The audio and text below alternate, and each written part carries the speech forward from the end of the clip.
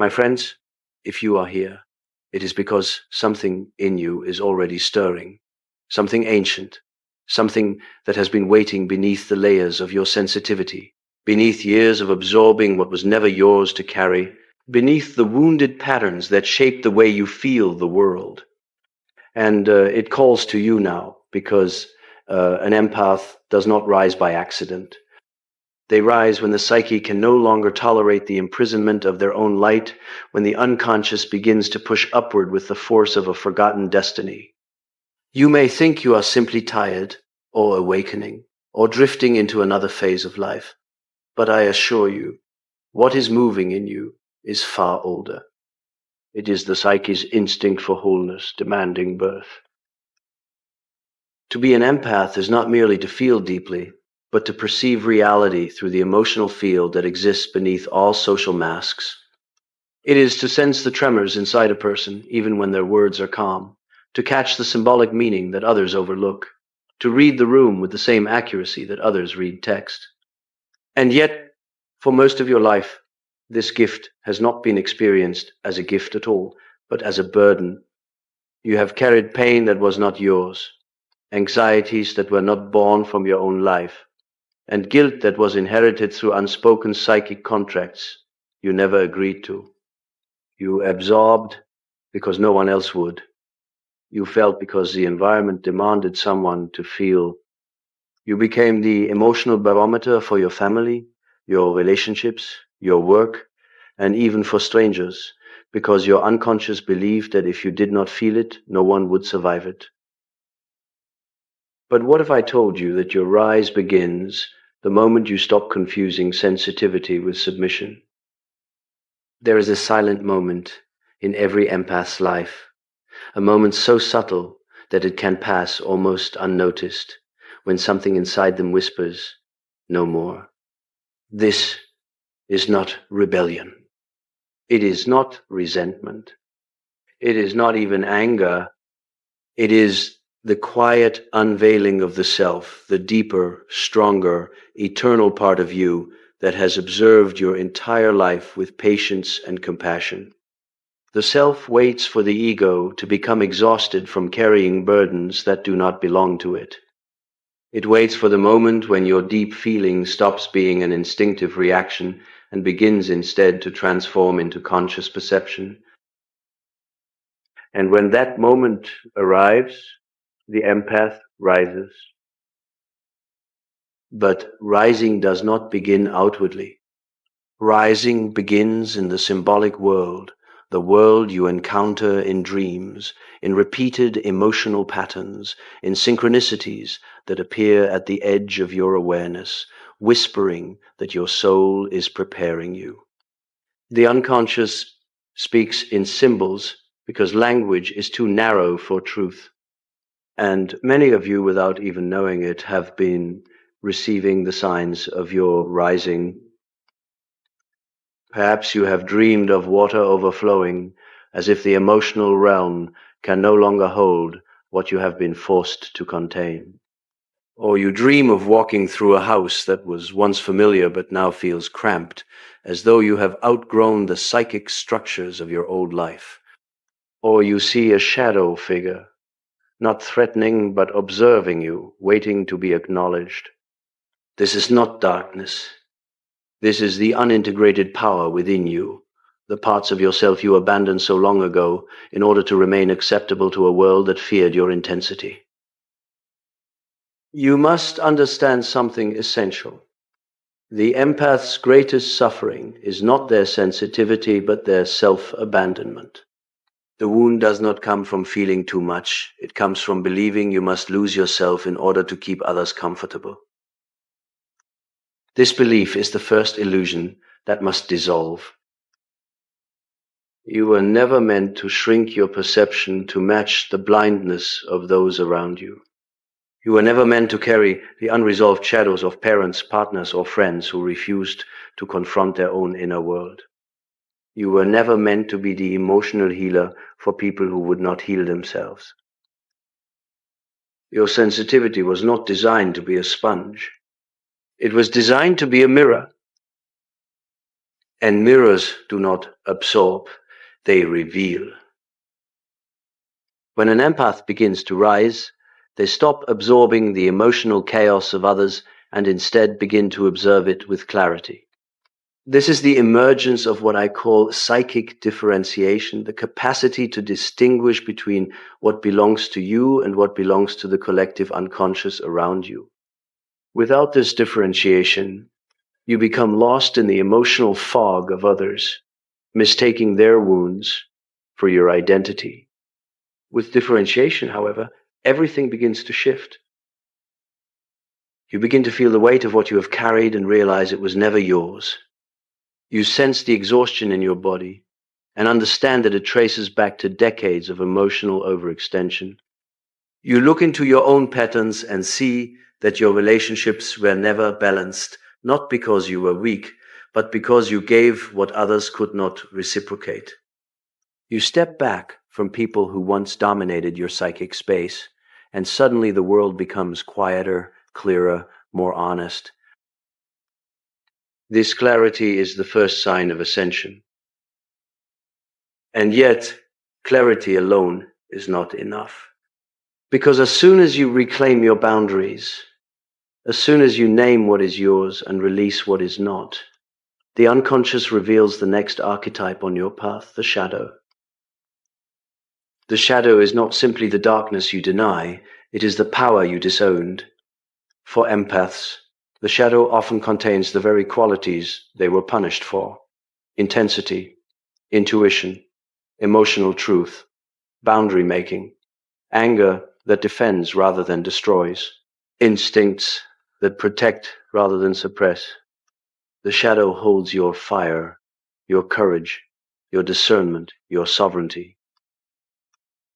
But because the empath learned early in life that these traits threatened the emotional stability of others, they were buried. You softened your voice, you hid your intuition, you suppressed your anger, you dimmed your energy to avoid being accused of being too much.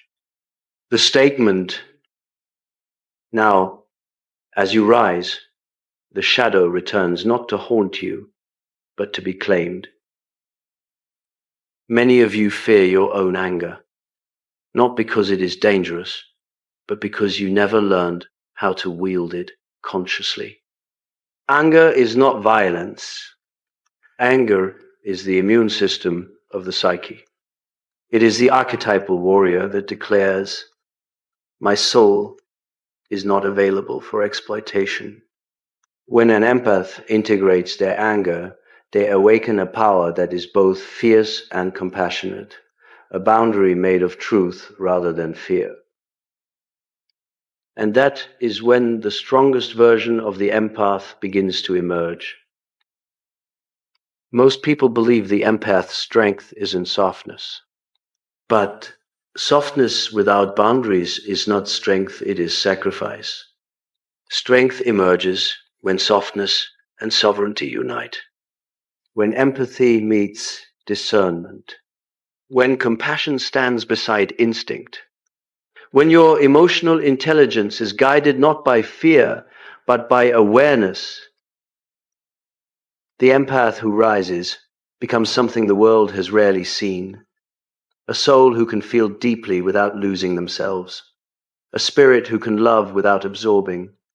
A presence who can see the truth without being destroyed by it. You must understand that the empath is not weak. The empath is untrained. Their power remains dormant until they learn the skill of psychic separation, the ability to feel the emotions of others while remaining rooted in their own identity. Once this mastery begins, the empath becomes a force of psychological transformation for any environment they enter. And this transformation is not produced through effort. It arises naturally as a consequence of inner alignment. When you stop carrying the emotional burdens of others, your posture changes. Your aura strengthens. Your voice becomes grounded. People who once dominated you begin to feel unsettled because they can no longer feed off your emotional energy. People who once ignored you begin to feel strangely drawn to your depth, sensing that something in you has shifted beyond their understanding. This is the empath's silent ascent, the moment when the psyche begins to stabilize and the soul begins to return home. But there is another force at play here, one you may not have recognized yet. When the empath rises, they also awaken the archetype of the healer, not the wounded healer, but the sovereign healer, who transforms simply by being who they truly are. They no longer rescue. They no longer overextend. They no longer confuse sacrifice with love. They heal by embodying truth, by integrating their shadow, by creating a psychic field of clarity. And this clarity is contagious. You may notice people becoming more honest around you, more aware, more reflective. Or you may notice people becoming defensive, threatened, reactive. Both responses indicate the same thing. Your presence has begun to shift the unconscious dynamics around you.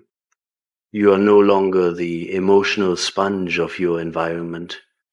You are becoming the anchor of it. This is the empath rising. This is the strongest version of you taking form, not through force, but through alignment. Not through perfection, but through integration. Not through isolation, but through individuation. And as you rise, the psyche will begin to test you, not to punish you, but to strengthen your mythic identity. Old patterns may reappear. Old relationships may suddenly demand your attention. Old wounds may resurface. These are not setbacks. These are initiations. The unconscious is asking, are you ready to live from your selfhood rather than from your trauma response? If you are feeling this question, then you are standing at the threshold of your transformation. And so we begin. As we continue, I want you to understand something profoundly important. The moment an empath stops living as a container for the unconscious of others, the psyche reorganizes itself. It is as if an inner axis, long collapsed under the weight of burdens not your own, begins to straighten. And this realignment is not merely psychological, it is existential. You begin to sense the distinction between your life and the life you were unconsciously living on behalf of the people who raised you, hurt you, or depended on you. This is why the empath's rise often begins with confusion. You may feel disoriented, as if waking from a dream where you were playing a role you did not choose.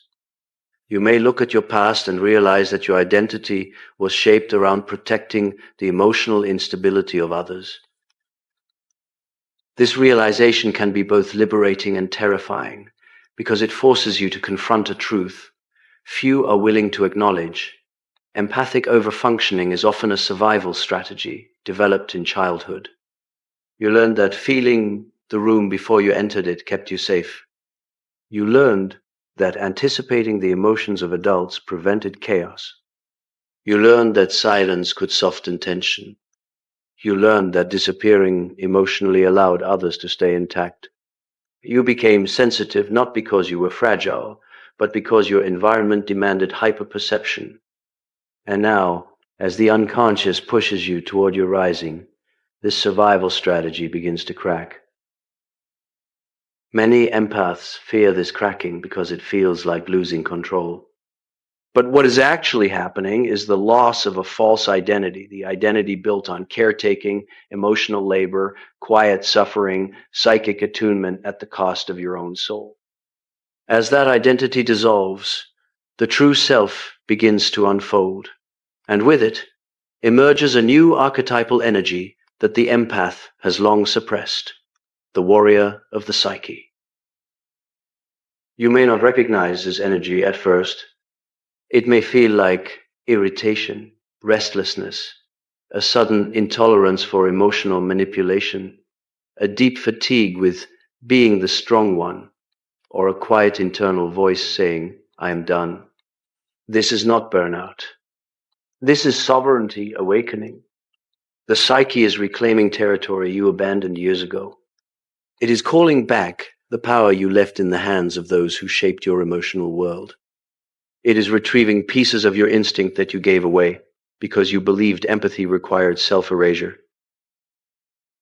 And so, the warrior rises not as aggression but as clarity. When the warrior archetype awakens in an empath, it brings with it a kind of internal fire, not fierce in the conventional sense, but steady, focused, unyielding. This fire burns through illusions. It burns through guilt that was never yours. It burns through obligations that were inherited rather than chosen. It burns through the emotional contracts you signed unconsciously. It burns through the lies you told yourself to survive. And when this fire burns, confusion begins to fade. You start seeing people as they truly are, not as you idealize them to be. You begin to sense the difference between love and dependency, between support and exploitation, between empathy and enmeshment. The empath who rises gains a new form of sight. This sight is not mystical, though it may feel so. It is the psychological vision that emerges when the unconscious becomes conscious. You see the motives behind behavior. You see the dynamics behind relationships. You see the wounds driving aggression. You see the fears behind manipulation. You see the loneliness behind cruelty. You see the shadows in others because you have begun to integrate your own. This new sight can be overwhelming at first. Many empaths retreat when they realize they are no longer naive. They fear their clarity will isolate them. But you must understand, clarity does not isolate, it liberates. You are not becoming colder. You are becoming truer. You are not losing compassion. You are losing delusion. You are not becoming too much. You are finally becoming yourself. To rise into the strongest version of yourself, you must walk into the realm that the empath avoids the most, the realm of the shadow. Not the shadow of others, but your own. Because the empath carries a peculiar illusion that they are inherently harmless. But this harmlessness is not truth, it is suppression. Beneath every empath's softness exists a tremendous reservoir of intensity, a fire they learn to extinguish because it frightened their environment. This fire contains your instincts. It contains your voice. It contains your boundaries. It contains your anger, which is your sacred alarm system. It contains your intuition, which is your psychic compass. It contains your life force, which you sacrifice to maintain emotional equilibrium around you. When the empath approaches their shadow, they encounter these disowned traits, and at first, the encounter feels like betrayal.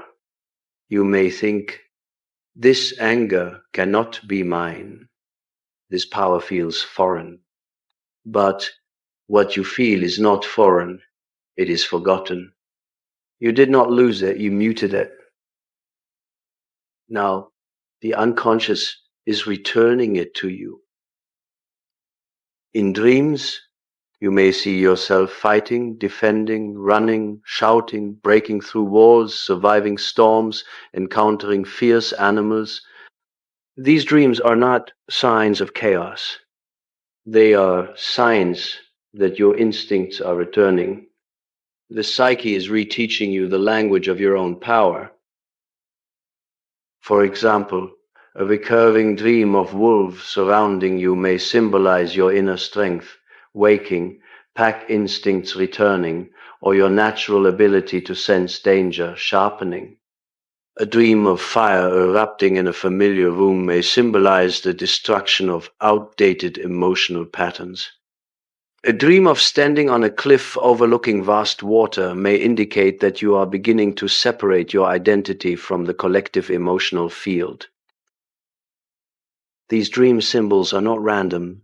They are messages from the unconscious telling you the strongest version of you has begun to surface. And yet, the rise of the empath is not solely an internal event. As your psyche reorganizes, your relational world shifts. People sense the change, some consciously, others unconsciously.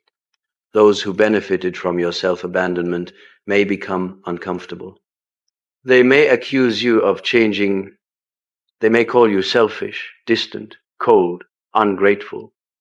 But understand this, people who are accustomed to your self-sacrifice will always experience your boundaries as betrayal.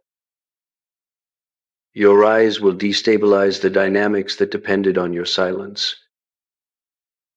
At the same time, you may also notice new types of people drawn to you, those who speak your emotional language, who value depth, who do not fear intensity, who do not require you to shrink. This is because your psychic frequency is changing.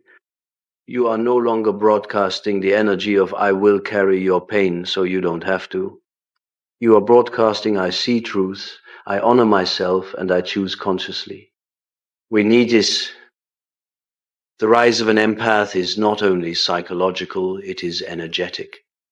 And because the unconscious interacts with the world symbolically, your outer life begins to mirror your inner integration. You may feel called to leave environments that drain you. You may feel drawn to creative work, spiritual exploration, solitude, ancestral healing, or deeper introspection. You may suddenly realize that the things you tolerated for years have become intolerable. This is not sensitivity, it is awakening. But let us return to something essential. Rising does not mean disconnecting from empathy. It means evolving empathy from a survival instinct into a conscious gift. For too long, your empathy was reactive. It activated whenever someone around you was in distress. It functioned like a reflex rather than a choice. Now, as you rise, empathy becomes intentional. You choose when to feel. You choose how deeply to feel. You choose whether the emotion belongs to you or not. This choice is the gateway to psychic mastery. You may notice moments when your body reacts to someone's sadness or tension, as it always did, tightening, softening, becoming alert. But now, instead of absorbing automatically, you pause. You observe. You breathe. You say quietly to yourself, "This is not mine." And in that moment, you create a boundary, not of walls, but of awareness. This is the empath's initiation into sovereignty. But rising brings something deeper still, the integration of the archetype of the seer. When an empath claims their shadow, their instincts, their anger, their boundaries, their clarity, they begin to perceive the symbolic nature of existence. You start to understand that everything in your life has been an initiation. Every relationship was a mirror. Every wound was an archetypal story. Every heartbreak was a descent into the underworld. Every moment of silence was a communion with the unconscious. This symbolic sight changes everything. You realize that the people you tried to heal were not healable through your sacrifice because they were manifestations of your own unhealed archetypes. You realize that your family patterns were not random, they were myths playing out through your bloodline. You realize that your sensitivity was not a flaw, it was ancestral memory, inherited perception, intuitive intelligence passed through generations. You realize that you were never too emotional. You were emotionally literate in a world that fears emotion.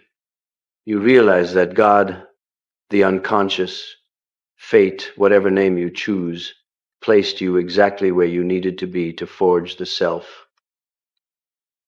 And you begin to see the truth. The empath rises not by escaping the world, but by decoding it. This decoding is the foundation of individuation, the process through which the strongest version of you emerges. Many believe individuation is enlightenment, but individuation is far deeper. It is the psychological alchemy by which the conscious and unconscious become allies rather than adversaries. It is the maturation of your emotional, spiritual, instinctual, and symbolic nature into one unified identity. You are not rising into a new self, you are rising into your original self. And yet, there is one more passage you must walk before the strongest version of you can emerge fully: the descent. All rising requires a descent. For the empath, this descent is the return to the first wound, the origin point, where you learned that love required losing yourself. You must revisit this wound, not to suffer it again, but to extract the truth buried beneath it. The truth is that your sensitivity protected you. The truth is that your attunement was your intelligence. The truth is that your wounds shaped your perception without defining your fate. The truth is that you survived patterns that would have broken others. The truth is that your rising was coded into you long before the wound took form. And when you retrieve this truth, you rise with a clarity that cannot be taken from you. Your next phase begins here, not as the empath who absorbs, but as the empath who transforms. As we continue this descent into the deeper layers of the empath psyche, it becomes essential to recognize that your rising does not unfold in a straight upward trajectory. Transformation is circular, spiral, woven like an ancient symbol that returns again and again to the same point, but at a higher level of awareness, each time. This is why you may experience the resurfacing of old emotional wounds, the reappearance of patterns you believed you had healed, or the sudden reactivation of childhood fears. Many empaths misinterpret this return as regression, but it is not regression, it is initiation. The unconscious brings these patterns forward, not to trap you, but to release you. It is asking whether you will respond from the old self or from the emerging archetypal self. You may notice that situations triggering your emotional caretaking instinct appear suddenly in your life. A relative begins to rely on you again. A friend demands more emotional support than before. A partner's unresolved trauma resurfaces. Or an authority figure projects their anxiety onto you. These events are not coincidences. They are synchronistic tests woven by the unconscious to help you embody the strongest version of yourself. Each test asks the same question: will you abandon yourself again, or will you remain centered in your truth? To remain centered requires something the empath has rarely been allowed to cultivate: inner authority. You must become the authority of your own emotional world. You must become the one who decides what enters your psychic field and what leaves it. This authority is not domination. It is alignment with the self, the archetype of wholeness that resides at the center of your being. Before this rise, your authority was externalized. It belonged to the people whose emotions you feared, whose approval you sought, whose chaos you managed, whose pain you absorbed. Now, the authority returns to its rightful place. When authority returns inward, The empath meets a profound psychological phenomenon, resistance, not from the world, but from within. Part of you, shaped by years of survival, may whisper, if I don't feel for them, chaos will return. Another part may say, if I stop absorbing, I will lose connection. Another may fear, if I set a boundary, I will be punished. These voices are not truth. They are echoes of a child who learned to survive through hyper-attunement. When you hear these voices, do not fight them. Observe them. They are parts of you seeking integration. Speak to them with compassion, for they were born from necessity. But do not let them dictate your life any longer. As you step deeper into your rising, the unconscious will reveal a paradox. The empath's greatest strength emerges not from openness, but from containment. Containment does not mean disconnection. It means you hold your energy within a defined psychic field. You seize leaking emotional strength into environments that cannot sustain it. You stop allowing others to siphon your stability. You preserve your intuition for where it is truly needed. And each time you practice containment, something extraordinary begins to happen. Your inner power accumulates. Power, for the empath, has always been misunderstood. You associated power with domination, cruelty, coldness, qualities you instinctively rejected because they contradicted your essence. But true power is none of these. True power is self-possession. It is the alignment between the conscious mind and the unconscious, the integration of instinct and intuition, the union of shadow and light. When this alignment occurs, you no longer bend to the emotional tides of others. Instead, you become the still point around which the tides reorganize.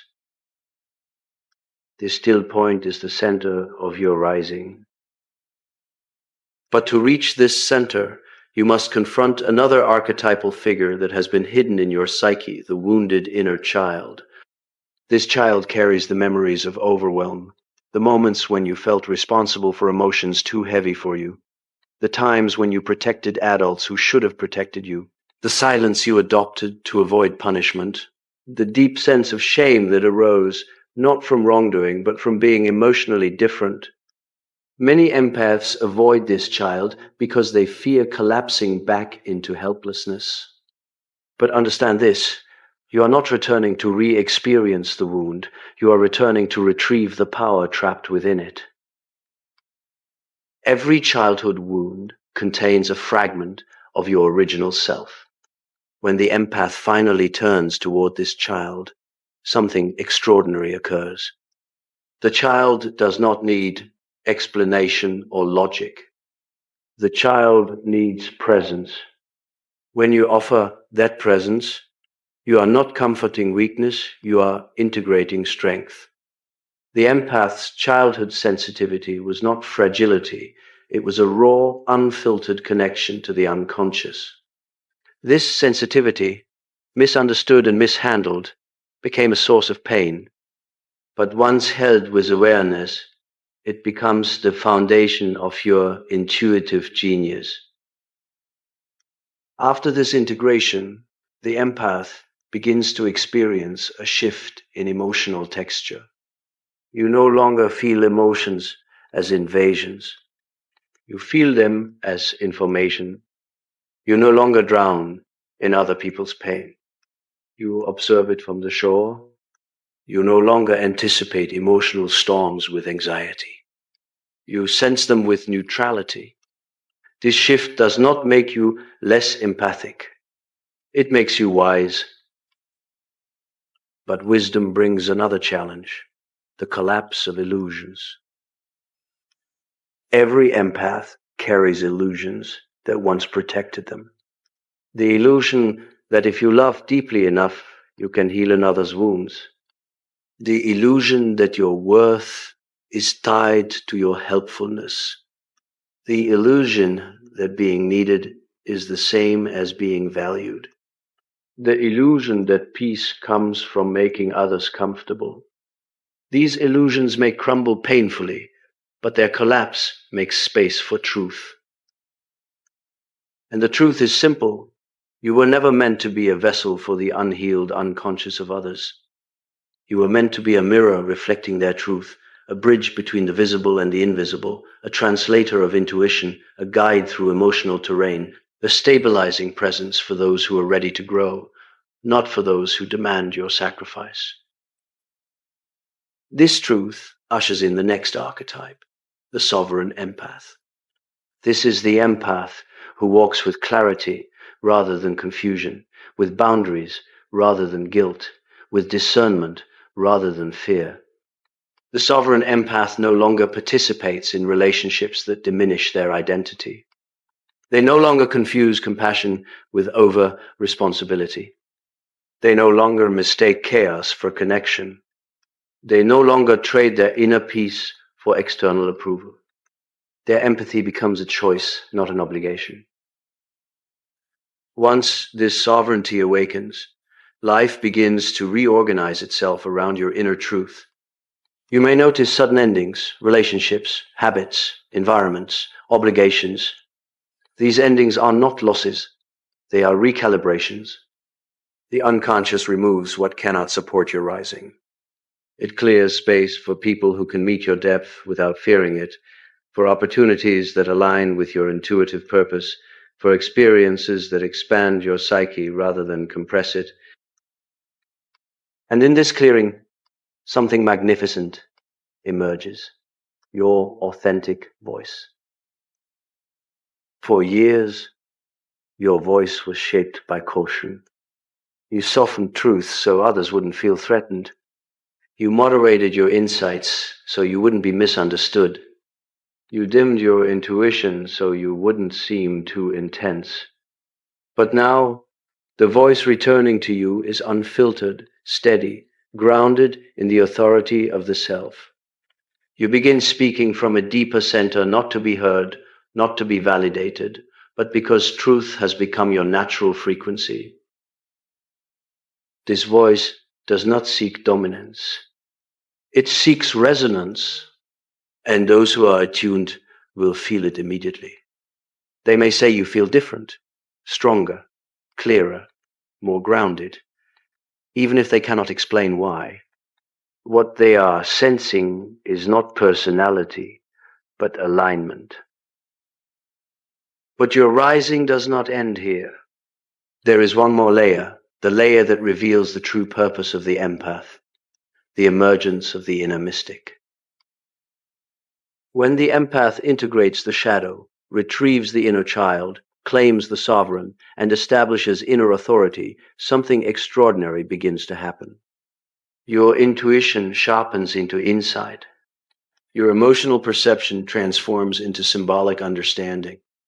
The world reveals itself not as a collection of random events, but as a series of psychological messages. You begin to see through people's words into their wounds.